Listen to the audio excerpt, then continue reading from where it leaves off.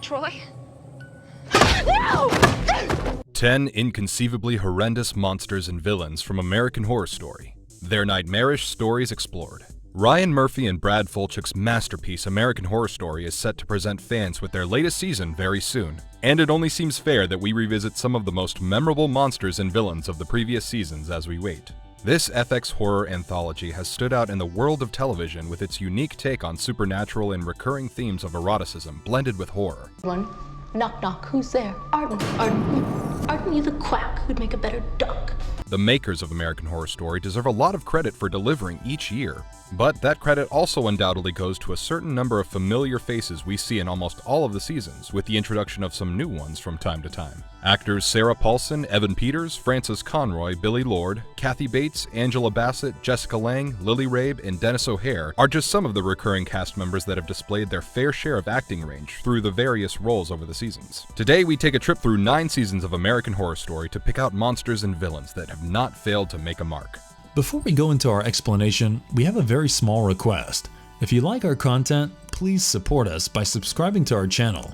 This is a small click for you, but for us, it means a lot. Thank you. Let's begin. Well, I'll give you points for creativity. We were pretty hot this afternoon. Number 1. The Rubber Man, aka Tate Langdon, Season 1, Murder House. Murder House is the opening season of the show that premiered in October of 2011. This season told the story of Dr. Ben Harmon, his wife Vivian, and his daughter Violet.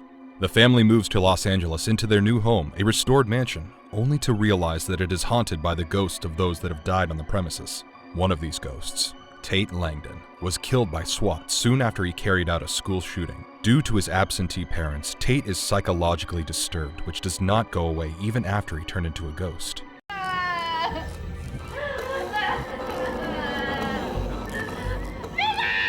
Violet and Tate quickly take a liking to each other and even start a relationship, but she soon finds out about his past and what he is, as a result of which she kills herself. Like many others, she finds herself trapped in the murder house as a ghost, and to her devastation and horror, she also realizes that her boyfriend has raped and impregnated her mother. He does so to give Nora Montgomery, another ghost in Murder House, a baby as hers died years ago, in return for her acting as a mother figure for him. Tate changes his mind and tells Nora later that she cannot have the baby as he is in love with Violet and the baby is technically her brother. But it does not stop Nora from taking the baby for herself and Violet leaving him as he is doomed to suffer and long for her forever. Mommy. Number 2. Infantata, aka Thaddeus Montgomery, Season 1, Murder House. Regarded by many as one of the best seasons of American Horror Story, Murder House set a very high bar for the seasons to come, and not all could live up to it. Back in the 1920s, Dr. Charles Montgomery and his wife Nora reside in the mansion. Due to their financial crutches, he performs illegal abortions inside his basement. But when the boyfriend of one of his patients finds out, he kidnaps Charles and Nora's baby Thaddeus. Days later, a dismembered baby is sent back to them in a jar, causing Charles to lose his mind to the point where he creates a sort of Frankenbaby. Using the beating heart of an almost fully developed fetus, he sews back body parts on his child. But as soon as Nora tries to nurse it, she gets bitten, and in a rage kills her husband and herself for this hideous crime. After this point, the bloodthirsty Infantata, Ben Wolf, roams around Murder House. According to showmaker Ryan Murphy, it is not a spirit but a deformed being that lives on insects and possums. The true horror of this story is that it is actually inspired by true events from 1932, when aviator Charles Lindbergh's baby was kidnapped and murdered. A truck driver found a decomposing corpse of the baby days later. As a young boy, Tate Langdon is scared and attacked by the Infantata when Nora saves him, marking the beginning of her motherly bond with him. She's crowning. He took one look at the shape of my head, and I was locked up for good. Number 3, Pepper, Season 2, Asylum, and Season 4, Freak Show. Suffering from microcephaly, Pepper, Naomi Grossman, has one of the most tragic backstories and has been repeatedly referred to as a freak due to her monstrous appearance. Although chronologically she was part of Season 4, in the American Horror Story timeline we see her life after she gets admitted to Briarcliff Manor in Season 2. Briarcliff is a Catholic church transformed into an institution for helping the mentally ill, but as the season unfolds, we see it does anything but that. After the death of her lover Salty, Pepper is taken by Elsa to live with her sister Rita. Just like the rest of Pepper's family that abandoned her at birth, Rita hates having her around and makes her do all the housework, including caring for her own physically disabled baby. And my sweet Pepper, she never mistreated him. Pepper loves the otherwise neglected and unwanted child, but his parents soon kill him and put the blame on her, sending her away to Briarcliff. One night, she is abducted by aliens who alter her genetic sequence and consequently give her supernormal intelligence. She is then tasked with looking out for Grace, another patient at Briarcliff, who was also snatched by aliens earlier. However, Grace is taken away and Pepper lives out her remaining days as usual until her death in 1966. I took her teeth. Bloodyface, aka Dr. Oliver Thredson, Season 2, Asylum. Zachary Quinto's role in this season as Dr. Oliver Thredson and his alter ego serial killer Bloodyface was one of the most chilling performances of American Horror Story. Appointed to Briarcliff to assess one of the patients, Psychiatrist Thredson seems like the only person of authority that may have some real compassion for those trapped there. However, his true intentions of studying medicine were to get easy access to as many women as possible so he could kidnap those who had skin that reminded him of his estranged mother. Sometimes he found women inadequate for his purpose, but still skinned them to create a mask or even furniture. On one hand, he appeared as a calm and clinically sound doctor, but it was all to hide his true psychotic nature that resulted from deep-seated maternal issues.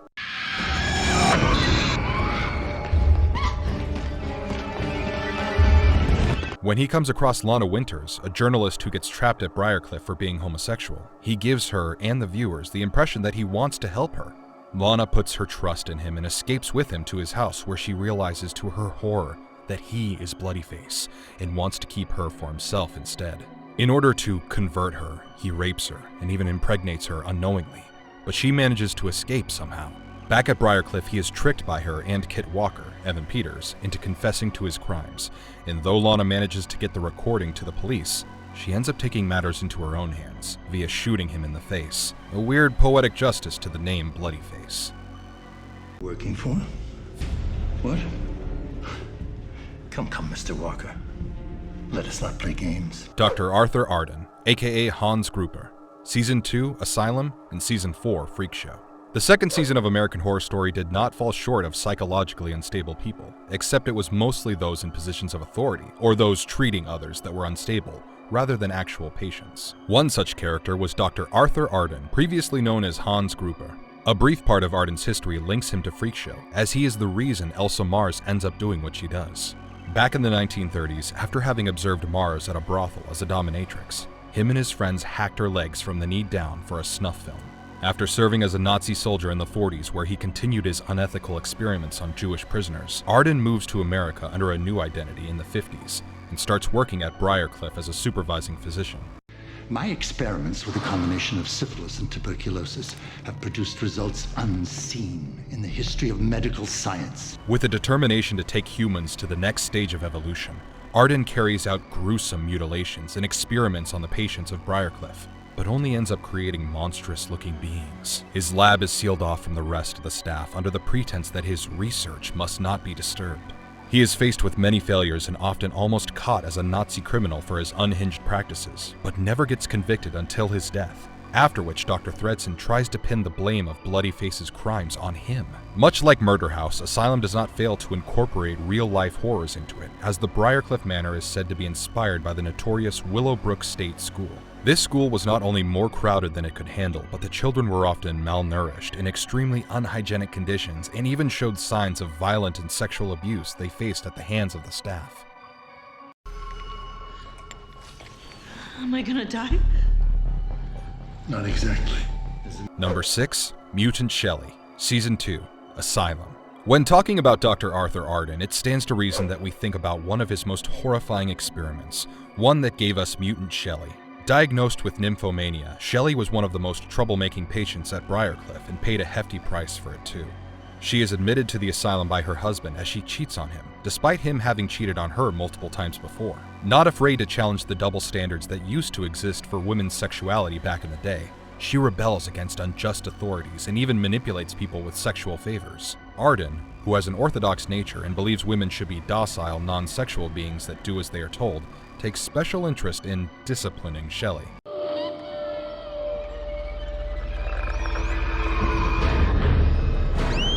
One night, as Shelley attempts to escape from the asylum, she is caught by Arden and brought back to his lab.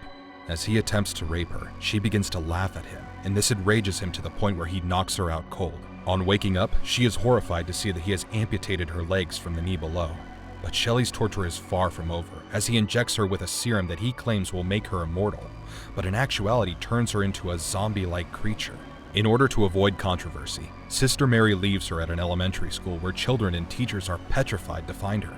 As Shelley lies on her deathbed, infected with tuberculosis and mutilated beyond repair, Monsignor Timothy is brought in for her last rites, but he chooses to strangle her to death with his rosary in order to put her out of her misery.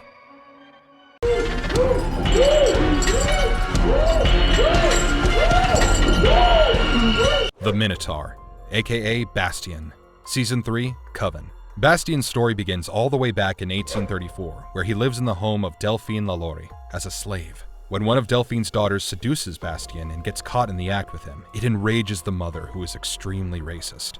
Delphine chains up Bastien in her attic, tortures him, and has one of her other slaves put a hollowed-out bull's head on him. This, along with his raspy voice from all the bleeding, make him appear and sound much like a minotaur from Greek mythology. Bastien's lover and voodoo queen Marie Laveau takes her revenge from the Lalaurie family and finds his dead body, with the bull head still on in the attic.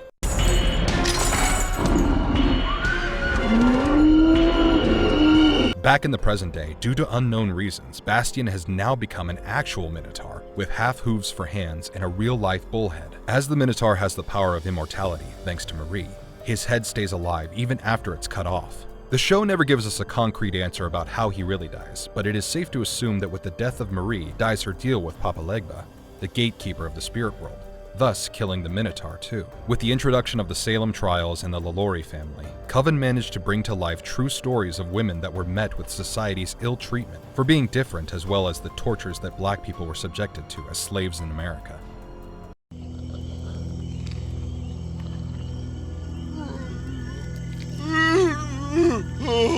Number 8.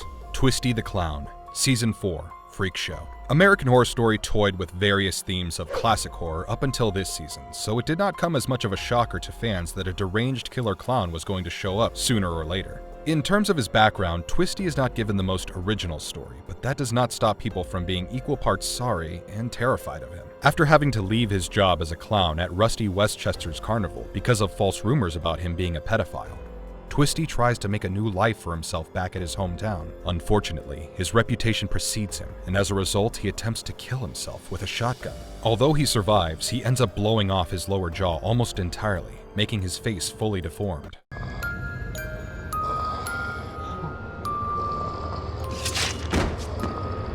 Though a sad story, we cannot miss Twisty's bad taste in face masks, as he chooses the most frightening-looking, grinning mask to wear at all times, which is almost just as scary as his actual face at that point. He does seem to have good intentions, but the problem lies in the fact that he is psychologically disturbed and extremely delusional, as he firmly believes that children still like him, and by kidnapping them, he is actually saving them from parents that do not love them. Twisty finally has sort of a happy ending, as he is killed and taken away by the ghost of Edward Mordrake to a better life, with his face restored back to normal. Since then, he accompanies Mordrake on his trips to those he wishes to visit on Halloween nights.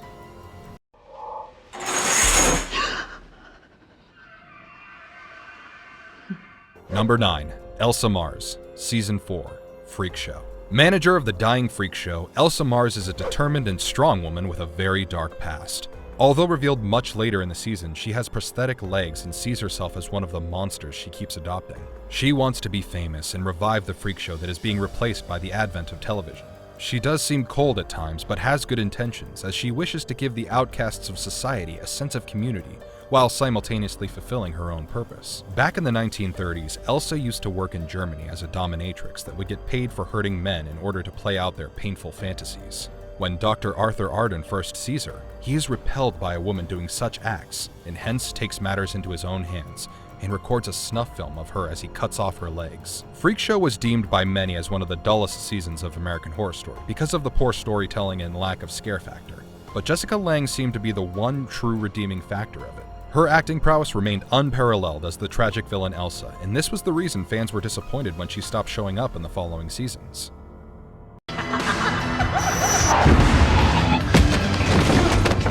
Number 10. The Addiction Demon. Season 5, Hotel. Scary, erotic, and gothic in all parts, the 5th season Hotel was inspired by the famous Hotel Cecil in Chicago, built initially by H.H. Holmes to murder and dispose bodies of those he tortured. The name of the hotel in the American Horror Story universe is Hotel Cortez, and it is haunted by many ghosts and demons alike, one of which is the bizarre-looking addiction demon. Sally is a drug addict who died in Cortez and is stuck there for eternity. She is speculated to be the one to have given rise to the addiction demon, who feeds off on the living to survive. Made entirely of wax with no face, so to speak, this demon has a violent and aggressive sexual nature and walks around wearing a strap-on that has a metal drill where his genitals should have been. One of the most notorious scenes from the show depicts the addiction demon raping and killing one of the hotel guests, Gabriel. Though gruesome, in a way this demon is an exaggerated commentary on the evils of drug abuse. Many have fallen prey to the habit, with some even dying, and although addicts cannot be haunted by such a demon in real life, it serves as a great metaphor for all the trauma that is sure to haunt them. Sally is a killer and acts mostly in self-interest, as most addicts do, but her story is quite tragic, and it makes perfect sense for her to have been the one to conjure up this evil spirit. The 10th season of American Horror Story, though delayed due to the pandemic, is returning on FX later this year with known faces of Evan Peters, Kathy Bates, Lily Rabe, and more. But an exciting new addition to the cast is Home Alone star Macaulay Culkin, and speculation suggests it will involve beach-related themes, possibly mermaids. And if you liked our content, don't forget to leave a like and subscribe to us if you haven't already. Have a good one and be safe. Thanks everyone.